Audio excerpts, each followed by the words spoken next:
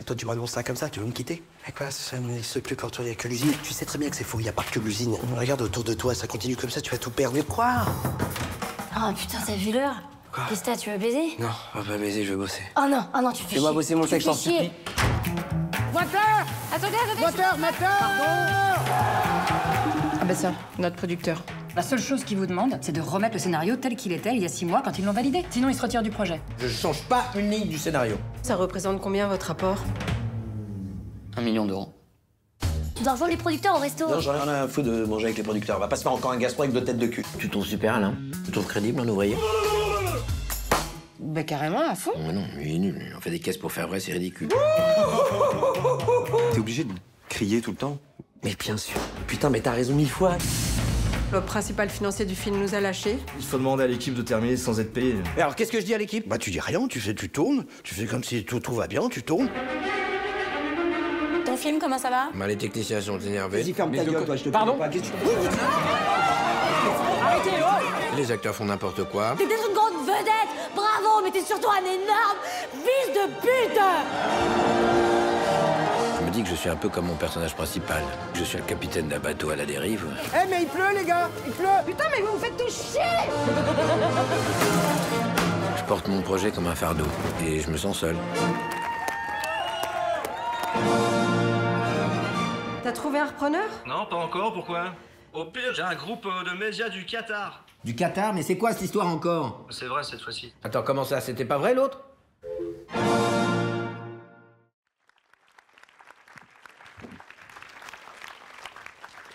Et donc, merci à Cédric Kahn d'être présent.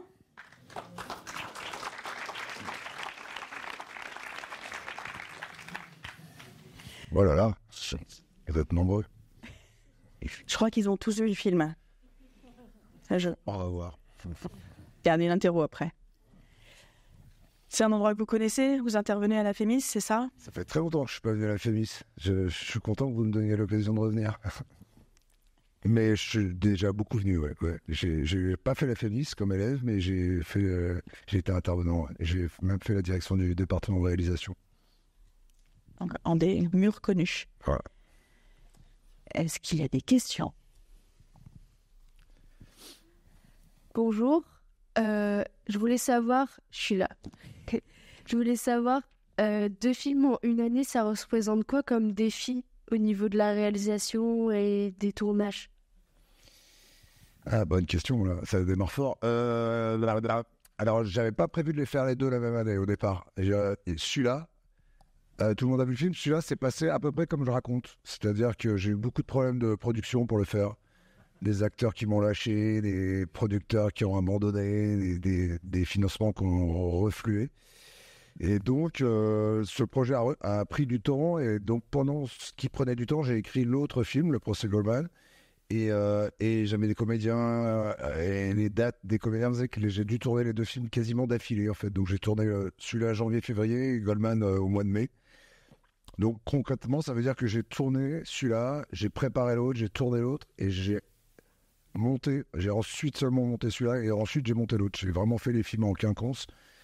Au départ, c'était un peu effrayant. Je me suis dit que j'allais tout mélanger. Et puis, j'avais peur surtout une fois d'être passé d'un film, d'avoir du mal à revenir à l'autre. Et puis, en fait, c'était très excitant comme expérience. Je ne le referai pas, hein, mais ça a été vraiment très... Je me suis senti un peu comme...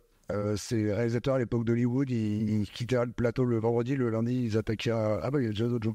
Et ils attaquaient un autre film le lundi matin. Enfin voilà, tout à coup en fait, ça a désacralisé le fait de faire un finish. Tout est devenu beaucoup plus souple. Donc je veux dire que c'était une expérience assez incroyable. Ce qui a été difficile, du coup, je parle, c'est les 2 promotions d'affilée là. C'était ça pour moi, ça a été le plus éprouvant en fait. C'est-à-dire que j'avais fini. Il faut comprendre, je ne sais pas si les gens le disent, mais que faire la promotion d'un film, c'est quand même très fatigant. C'est beaucoup d'énergie, mais c'est pas de l'énergie créatrice, c'est de l'énergie autre chose. Et quand on en a fini une, on est content de se dire qu'on va écrire, qu'on va un peu retrouver un peu de solitude et tout ça, et d'enchaîner avec une deuxième promotion avec, je crois, 3 semaines d'intervalle. Ça, c'était vraiment... pour moi, ça a été le plus difficile.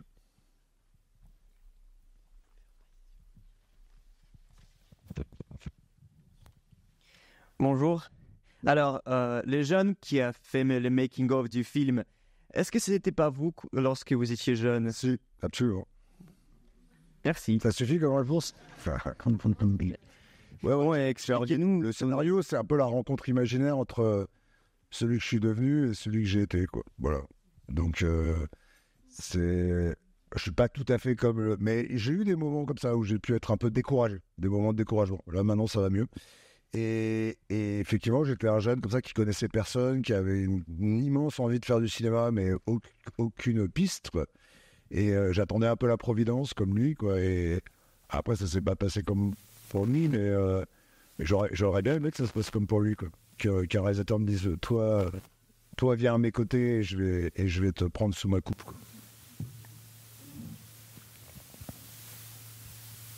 Bonjour. Est-ce que ça existe un tournage qui se passe bien? C'est rare parce qu'en général, les gens me demandent est-ce que ça se passe toujours aussi mal que ça. Un tournage qui se passe vraiment bien, non, hein. Non, mais... Si, moi j'en ai déjà eu des tournages qui se passent bien, mais c'est un peu suspect d'ailleurs. C'est un peu angoissant, on se dit, oulala, qu'est-ce qui va m'arriver? Mais des tournages qui se passent mal, ça j'en ai eu plein. Alors là, c'est un peu un concentré de tout ce qui peut mal se passer. Enfin non, j'ai pas raconté les accidents avec les acteurs qui sont immobilisés pendant 3 semaines ou des choses comme ça.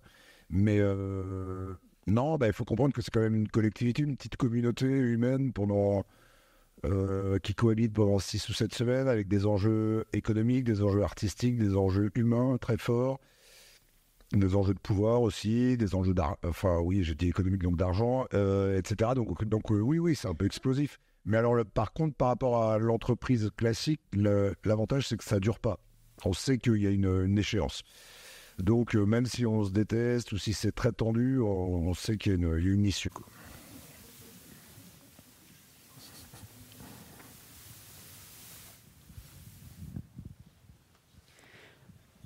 Bonjour. Est-ce que vous avez une idée du parcours qu'il faudrait faire pour devenir réalisateur?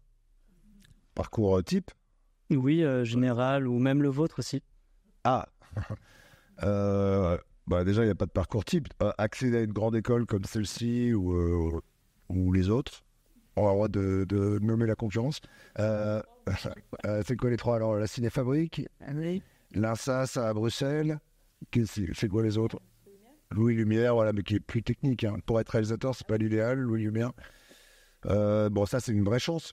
Non seulement d'avoir un enseignement, mais aussi d'avoir une sorte de futur réseau, en fait, parce qu'on voit que les gens qui se connaissent à l'école, finalement, il y a une sorte d'entraide, ou en tout cas, ils se font travailler les uns les autres pendant des années, donc ça aide. Pour des gens qui connaissent personne dans le cinéma, l'école, c'est intéressant. Moi, j'ai pas fait d'école, donc voilà, il y a l'autre voie qui est d'y aller, quoi. Et moi, j'ai commencé comme stagiaire tout en bas de l'échelle. Et d'ailleurs, j'ai des très bons souvenirs comme stagiaire. J'étais très heureux en bas de l'échelle. Je me suis bien amusé. Voilà, mais il y a pas. Non, il y a des gens, il y a des acteurs qui deviennent réalisateurs, il y a des scénaristes. Non, il n'y a pas de parcours type. Heureusement d'ailleurs, parce que pour moi, un réalisateur, c'est pas vraiment un métier, c'est plutôt une chance, une opportunité, une aptitude.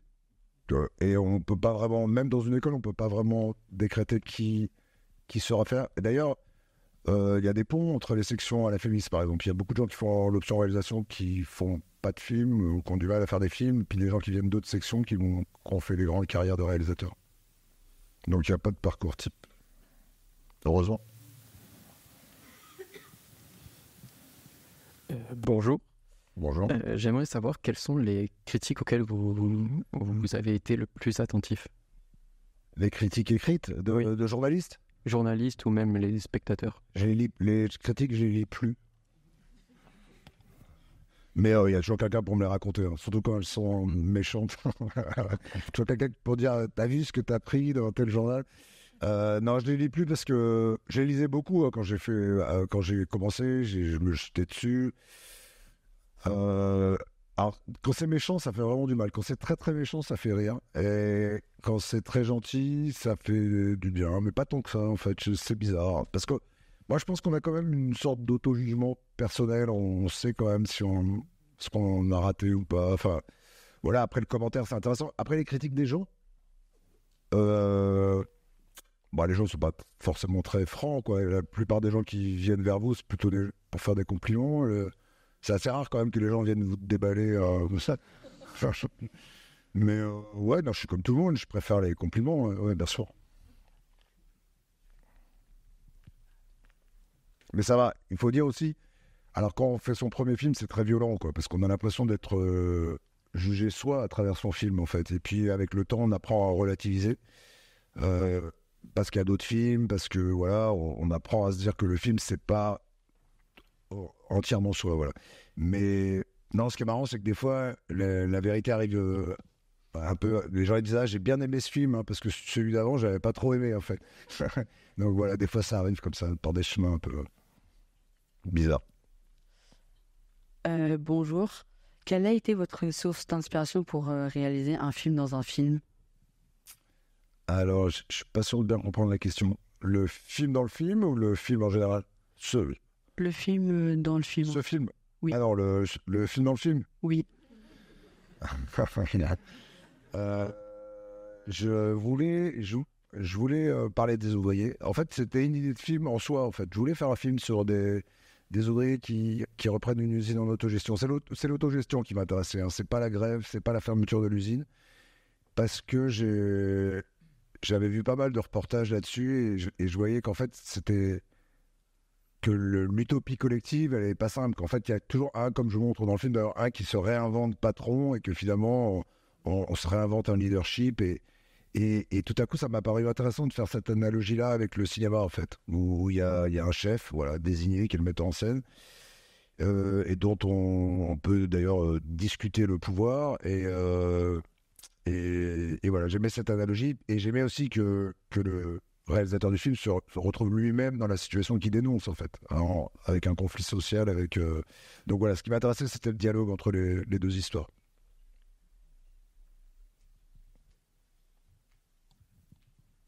Avec ce film que vous avez fait, où est-ce qu'on peut voir une mise en abîme de la réalisation du film dans un film qu'on regarde à travers un film, un peu comme dans Inception, où est-ce qu'on a un emboîtement des rêves? Est-ce que vous êtes fier de votre film, en fait? Est-ce que vous en êtes content? Il y a plein de questions, là. Moi, je suis jamais fier de mes films, globalement. C'est pas mon état principal. Je suis très critique avec mon travail. Enfin, j'ai toujours une forme d'insatisfaction, mais qui est positive, en fait, qui me permet d'avoir envie de recommencer, de réécrire. Enfin voilà, j'ai toujours l'impression que je peux faire mieux. Oui, en tout cas, l'idée, c'était ça. C'était une mise en... c'est un peu ce que j'ai dit le coup d'avant, ouais, c'était ça. C'était de créer une mise en abîme entre les ouvriers. Et puis, j'aimais bien ce réalisateur qui est très inspiré par le réel, qui veut filmer les propres ouvriers dans leur propre usine, enfin voilà, qui est très attaché à recréer de la vérité. Et qui lui-même est, voilà, dans une espèce... En gros, je voulais montrer le cinéma sous un angle purement économique, capitaliste, en fait. De montrer que c'est de l'argent, qu'il y a un conflit entre l'argent et la création dans le cinéma, et comment un réalisateur devait se débattre entre des grandes idées humanistes et quand même la gestion a quand même une fonction de petit patron, quoi. Je sais pas si ça répond, ouais.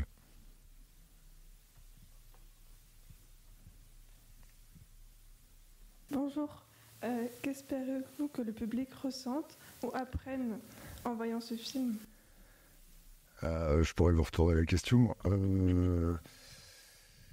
Je voulais que je voulais filmer le cinéma, oui. En fait, je voulais filmer le cinéma comme un travail. Souvent, au cinéma, il est un peu mythologisé, mystifié. Enfin voilà, on montre l'envers du décor, mais quand même en maintenant le mythe. Et là, d'ailleurs, je dis souvent, c'est pas un film sur le cinéma, c'est un film sur le tournage, sur qu'est-ce que c'est que d'être un travailleur du cinéma. Donc, je voulais montrer que c'est un microcosme social en même temps particulier, c'est-à-dire où il y a beaucoup d'affect, qu'au nom de la création, il y a beaucoup de passion, beaucoup de folie et beaucoup de bagarre, que c'est une bataille de faire un film. Et puis, je voulais montrer que finalement, c'était aussi un lieu de travail comme un autre, en fait, avec ses conflits de classe, sa violence de classe, etc., etc. Mais en fait, je suis parti de mon observation personnelle du monde du cinéma, et enfin du monde des tournages, de ce que j'en ai vu en tout cas, et voilà, j'étais arrivé à un moment de ma vie de cinéma où j'avais envie de témoigner de ça.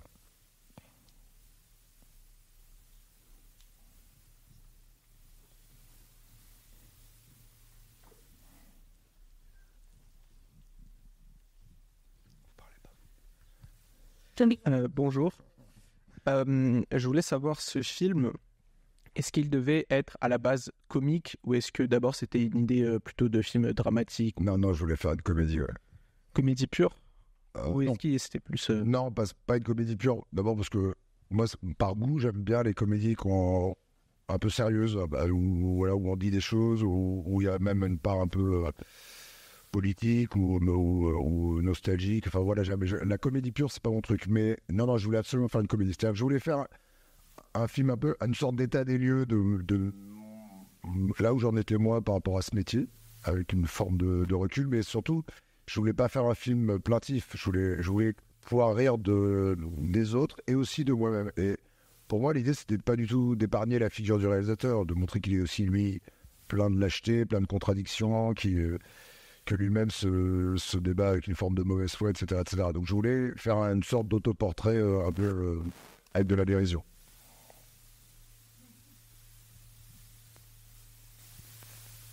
Pourquoi avez-vous décidé de faire cette espèce d'ellipse à la fin pour finir le film?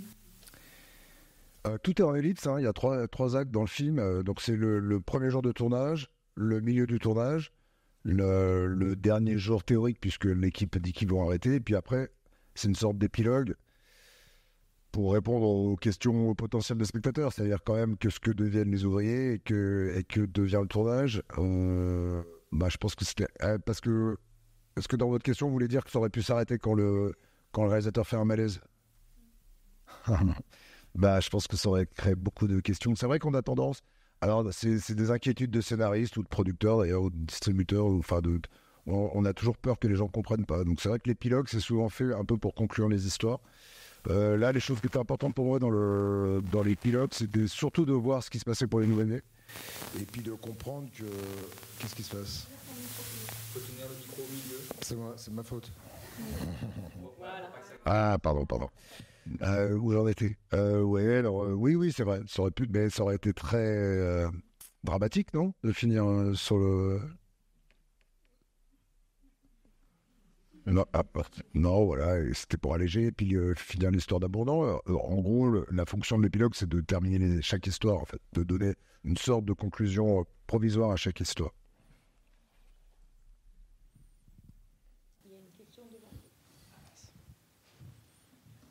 Je fais des réponses courtes, comme ça vous pouvez poser plein de questions.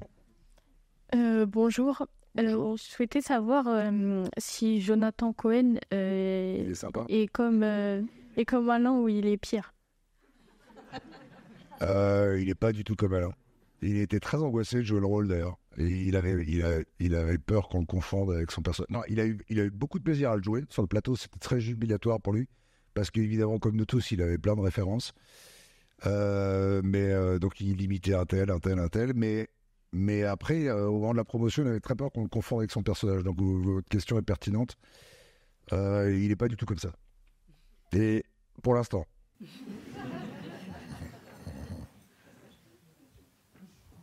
Il est même le contraire de ça. Bonjour. Mais pour finir sur votre question, je pense qu'un acteur qui est vraiment comme... Excuse-moi, je vais te donner... Non, c'est pas grave. Un acteur qui est comme ça aurait pas accepté le rôle. Il faut déjà avoir une forme de distance et d'humour par rapport à cette situation-là pour accepter de jouer un acteur totalement égotique, égocentrique, enfin voilà, prenant le pouvoir sur le tournage. Je pense qu'un acteur qui est comme ça n'aurait pas accepté le rôle. Ouais, vas-y. Pourquoi avoir pris des réalisateurs en tant qu'acteur? Ouais, on va beaucoup poser la question parce que je les trouve bon acteur en fait. J'ai pas du tout pris en question le fait qu'il soit réalisateur.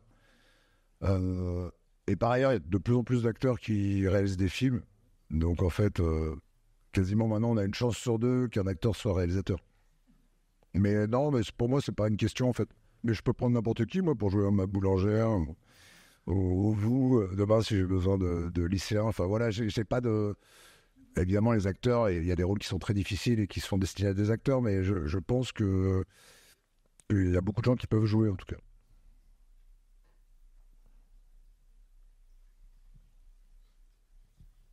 Bonjour. Bonjour. Donc, le réalisateur du tournage dans le film, vous avez dit que c'était un peu un autoportrait, donc vous diriez que pendant un tournage, vous lui ressemblez? Ouais. Faut que je précise. Est-ce que je mange des... On m'a beaucoup demandé si je mangeais des nouilles tout seul dans ma chambre. Là. Ça m'arrive.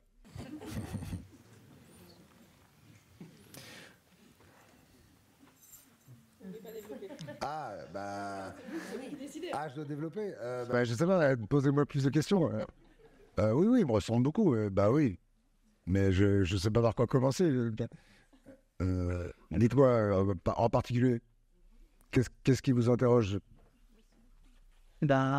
Oui, et puis par exemple, quand il donne les ordres sur le tournage, par exemple, l'empressement, enfin le comportement qui était assez comique, par exemple, dans les scènes. Alors moi je suis pareil, mais en moins comique, je crois. je suis plus inquiétant, ouais. Ça, c'était l'intérêt de prendre Denis Podalines, qui a apporté beaucoup de douceur et de poésie et d'humour au personnage. Mais oui, moi je suis comme ça, je suis un peu fou, quoi. C'est-à-dire, je suis un peu... mes humeurs me dépassent parfois. Mais il faut comprendre que c'est beaucoup de gestes. C'est une situation étrange d'être réalisateur sur un film. On a beaucoup de gens, beaucoup de responsabilités, très peu de temps pour obtenir les choses.